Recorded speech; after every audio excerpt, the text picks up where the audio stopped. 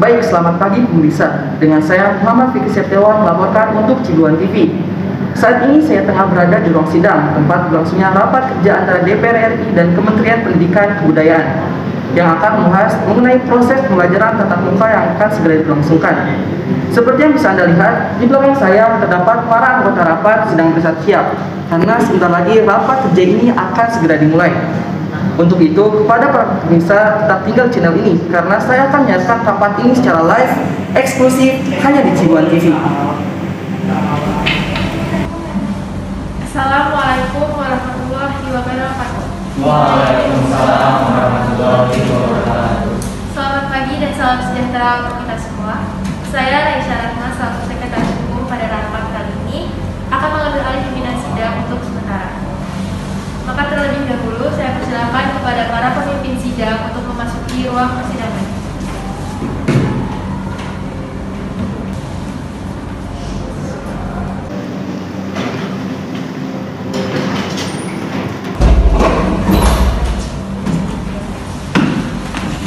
Pertama-tama, izinkan saya untuk membacakan beberapa peraturan serta kewajiban para hadirin hari ini.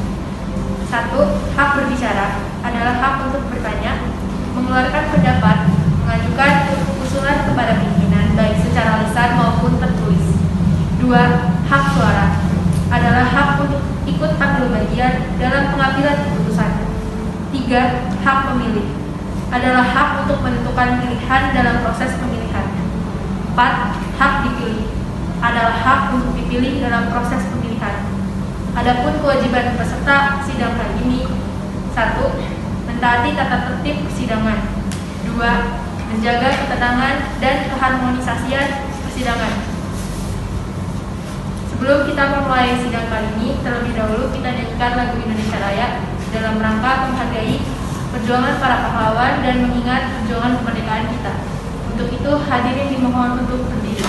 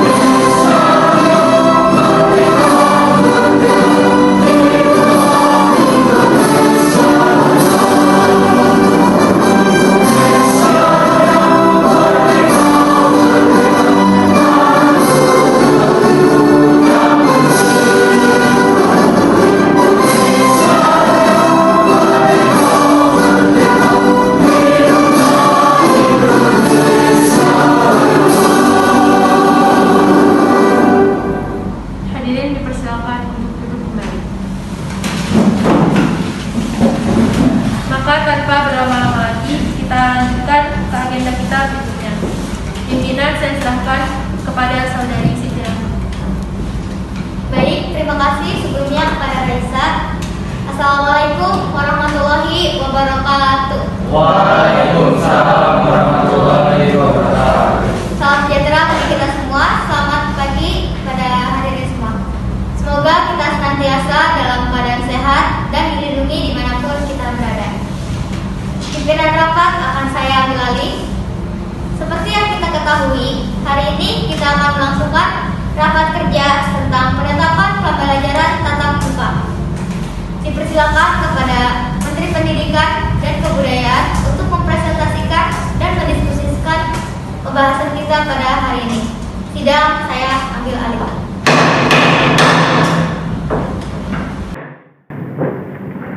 Assalamualaikum warahmatullahi wabarakatuh. Waalaikumsalam warahmatullahi wabarakatuh. Salam sejahtera untuk kita semua. Sebelumnya, terima kasih untuk para pemimpin yang sudah membuka sidang ini dan para hadirin yang sudah hadir di rapat ini. Saya mohon perhatiannya untuk beberapa waktu ke depan. Seperti yang sudah kita ketahui, rapat ini kita adakan untuk membahas program pembelajaran tatap muka. Sejujurnya, saya dari bulan kemarin, bahkan dari tahun kemarin, saya dengan tim Kemendikbudristek posisinya sudah jelas.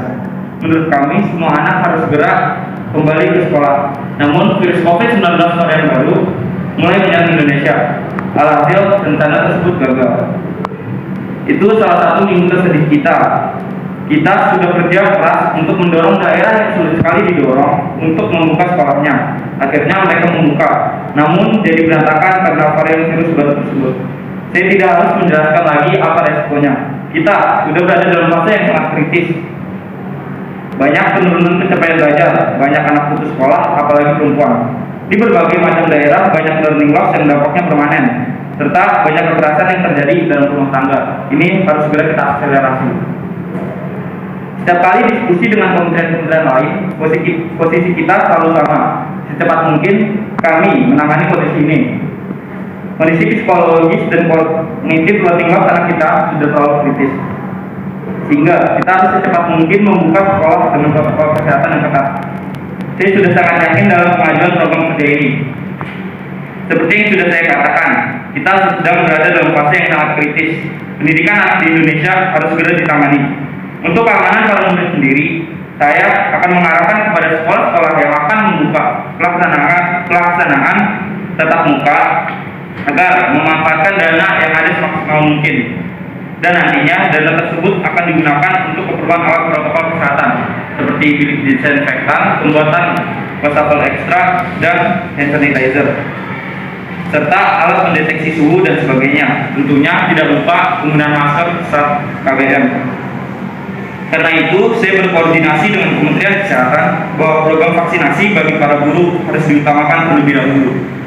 Setelah semua tenaga pendidik divaksinasi, barulah sekolah dapat dibuka. Sekolah juga hanya memasukkan 50% dari jumlah penuhnya.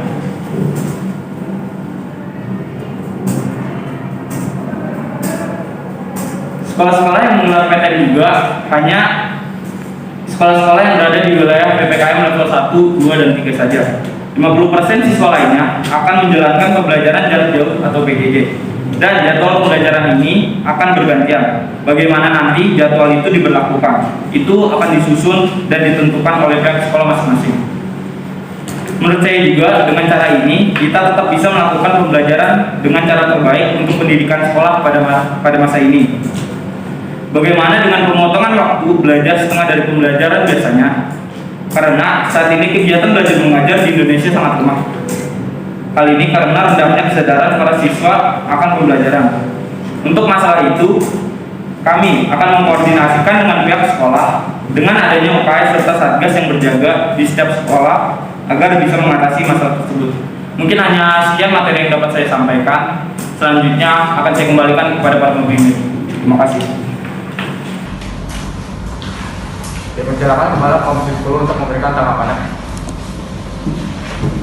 Baik, terima kasih. Saya akan mengemukakan beberapa pendapat saya. Memang benar, jika berbicara tentang kesehatan, pastinya kami juga khawatir.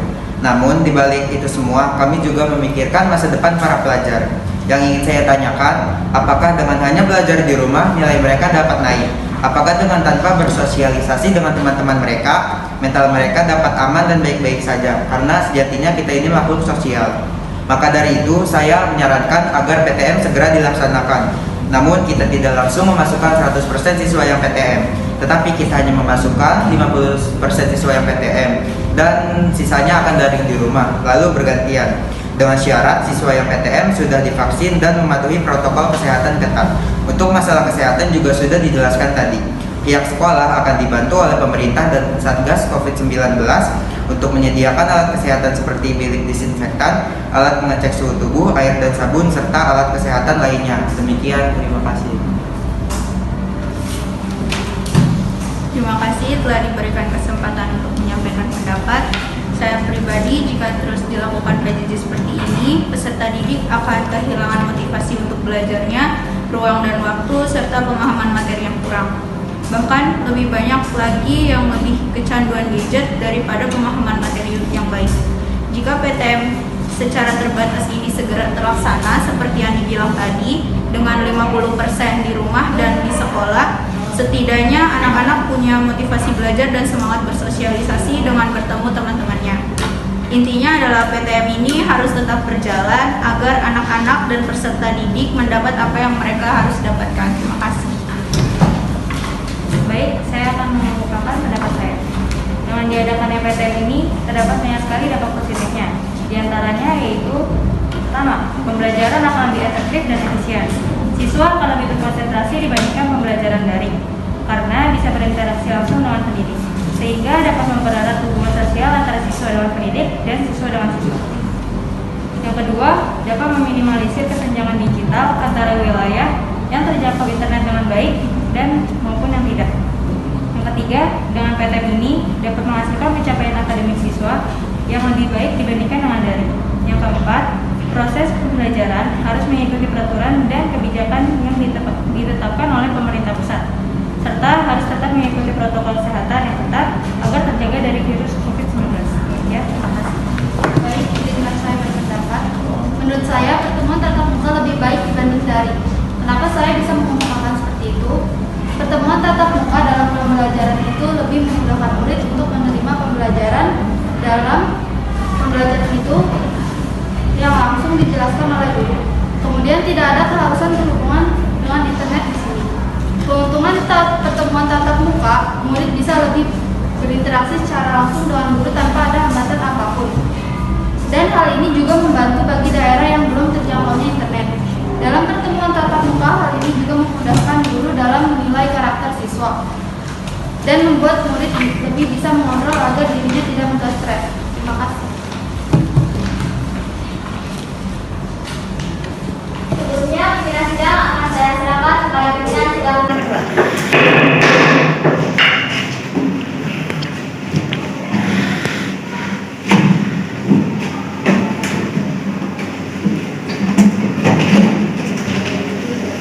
Dengan mengucap Bismillahirrahmanirrahim, pimpinan sidang saya terima.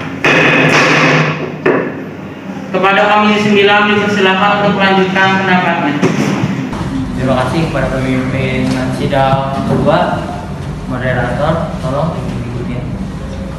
Menurut saya, mengapa disegerakan PTM? Karena meski grafik kita sedang mengalami penurunan, ini akan sedikit berbahaya. Dan mengapa PPKM level 3 boleh mengadakan PTM? Nanti kita akan kebablasan lagi seperti yang sudah kita lalui seperti itu. Oke, sekian dari saya. Terima kasih. Izinkan saya menjawab pertanyaan Bapak Dika.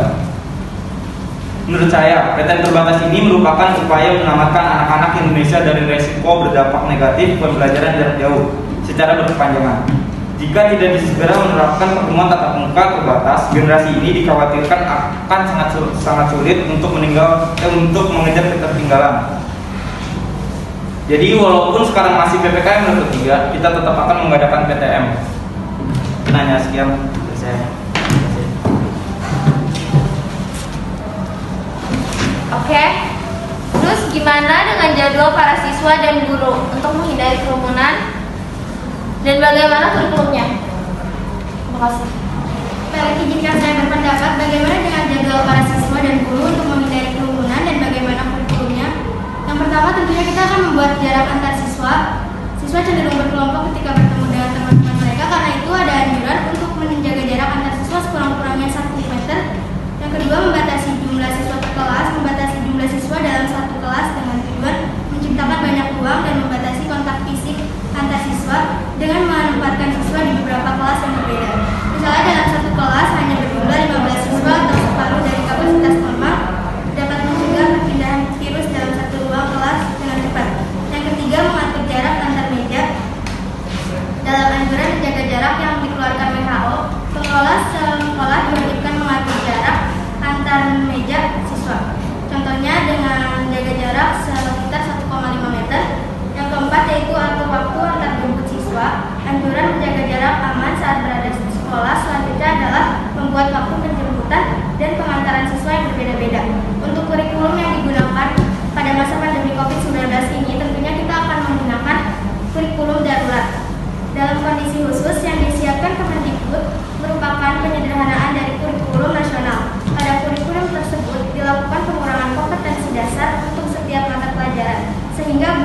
siswa dapat berfokus pada kompetensi esensial dan kompetensi prasyarat untuk kelanjutan pembelajaran di tingkat selanjutnya.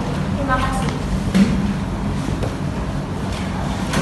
Baik, izinkan saya bertanya, kalau PTM ini dilaksanakan, bagaimana dengan protokol kesehatannya? Karena kita tahu sendiri bahwa anak-anak akan berkerumun dan setelah pulang sekolah, bagaimana kita bisa memastikan anak itu langsung pulang ke sekolah? Sekian, terima kasih. Baik, izinkan saya menjawab pertanyaannya. Untuk itu, kita akan tetap mematuhi prokes selama PTM terbatas. Yang pertama, tentunya kita akan belajar mencuci tangan, menggunakan hand sanitizer minimal kadar alkohol 60%, lalu memakai masker dengan benar, gunakan masker double yaitu masker medis yang dirangkap dengan masker kain, kemudian menjaga jarak kepada orang lain minimal 1 meter, menjauhi kerumunan, hindari aktivitas yang dapat menimbulkan kerumunan seperti nongkrong bersama teman, mengurangi aktivitas di luar jika dirasa tidak penting, sebaiknya segera pulang setelah selesai belajar di sekolah. Selain prokes, asupan makanan serta durasi istirahat juga perlu dijaga agar kesehatan pelajar tetap terjaga. Berikan pengertian dan penjelasan kepada anak-anak kita untuk mematuhi protokol kesehatan selama berada di sekolah. Tetap patuhi protokol kesehatan tersebut agar PTM berjalan lancar dan orang-orang terkasih terlindungi dari penularan COVID-19.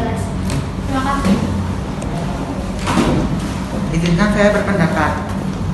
Karena grafik COVID di Indonesia turun, pendapat saya kita jangan terlalu terburu-buru untuk melakukan kegiatan PTM ini. Bukannya saya tidak peduli dengan kesehatan mental para siswa, tapi dilihat dari dosis vaksin yang masih terbatas, akan sulit untuk memastikan keamanan para siswa dan para guru. Bukan itu saja, banyak sekolah yang masih melakukan perbaikan tahunan untuk merenovasi sekolah, jadi untuk dipakai masih kurang memadai. Dan dari saya, terima kasih.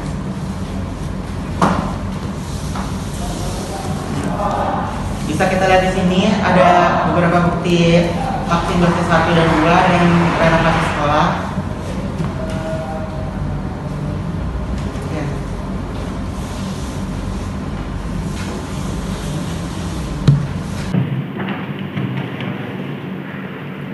Dengan segala hormat, karena itu kami mohon kepada para komisi serta pimpinan sidang untuk mengesahkan pengajuan program ini demi keberlangsungan generasi Indonesia yang maju dan berpendidikan. Mungkin hanya itu dari saya dan saya yang dapat disampaikan. Selanjutnya akan saya kembalikan kepada para pemimpin. Untuk merumuskan hasil rapat sidang kali ini akan diadakan skorsing selama 1 kali 5 menit.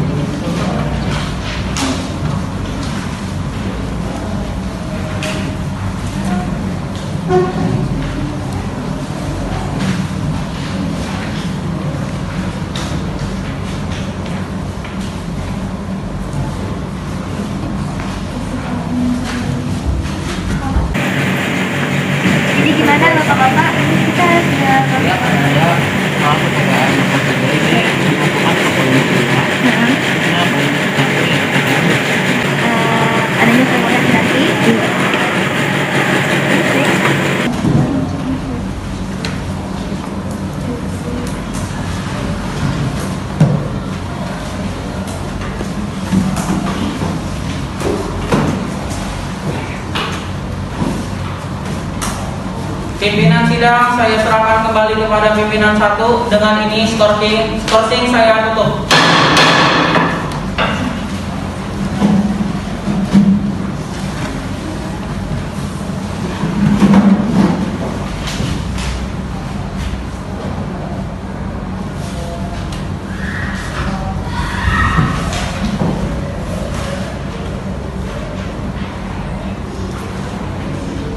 Baik, terima kasih pada semuanya. Terima kasih pada semuanya. Hari ini, di Pinang, Selasa 23 November 2021, bertempat di ruang sidang utama, berlangsung rapat sidang pembacaan putusan perkara pembelajaran tatap muka atas putusan hasil rapat sidang yang dimana sidang dinyatakan terbuka untuk umum. Dalam perkara ini, putusan hasil rapat sebagai berikut. Poin pertama, PTM tetap berjalan dengan mematuhi protokol kesehatan. Pemimpin. Poin kedua, Pemimpin. kasus PPKM level 3.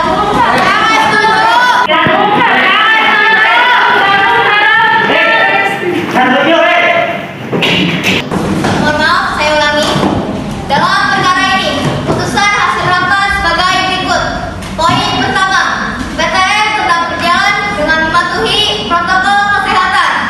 Poin kedua, dikarenakan sedang berlangsung PPKM level 3, PTM dilaksanakan dengan sistem ganjil genap. Poin ketiga, harus ada satgas yang berjaga di setiap sekolah. Poin keempat, sebelum melaksanakan PTM, setiap sekolah harus melaksanakan program vaksinasi. Dengan ini, saya nyatakan sidang ditutup.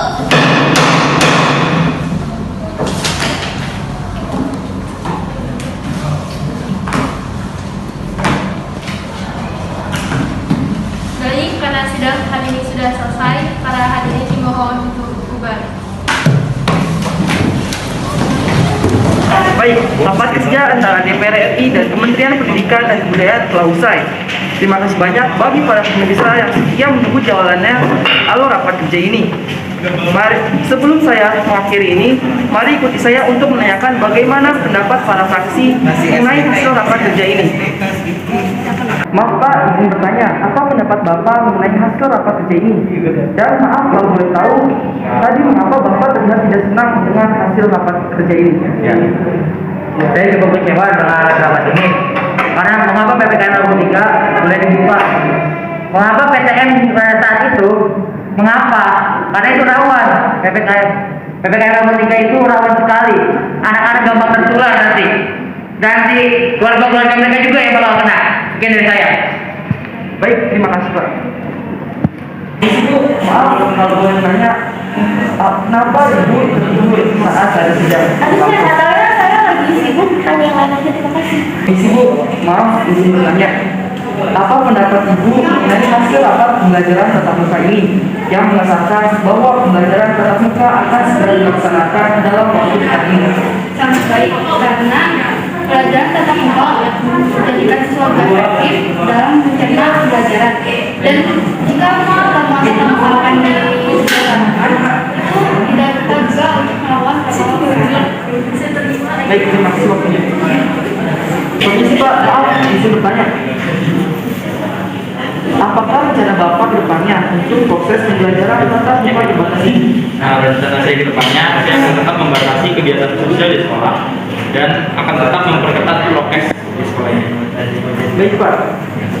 Dan satu lagi, apakah Bapak yakin proses pembelajaran tatap muka ini akan berjalan dengan lancar dan tidak ada kendala apapun?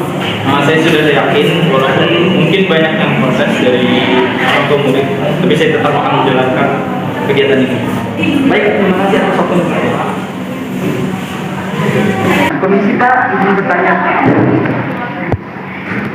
Apa alasan Bapak dan Ibu mengesahkan proses PTMT ini?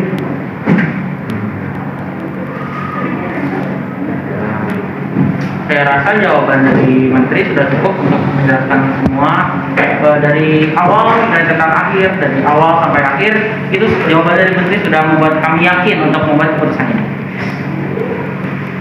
Ya sih, karena sekarang anak murid itu harus apa ya, nggak di rumah terus gitu. Jadi kita harus mengembangkan biar siswanya tuh aktif gitu.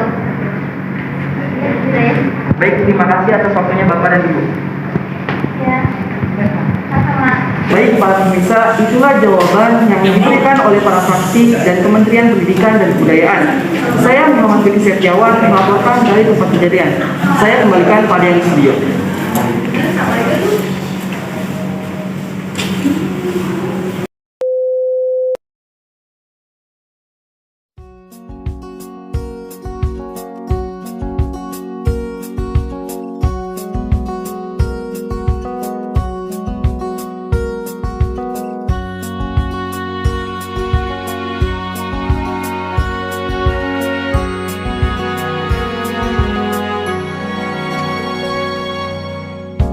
Lembaran foto hitam putih, aku coba ingat lagi warna bajumu kala itu. Kali pertama di hidupku manusia lain memelukku. Lembaran foto hitam putih, aku coba ingat lagi wangi rumah di sore itu. Kue coklat balon warna-warni, pesta hari ulang tahunku.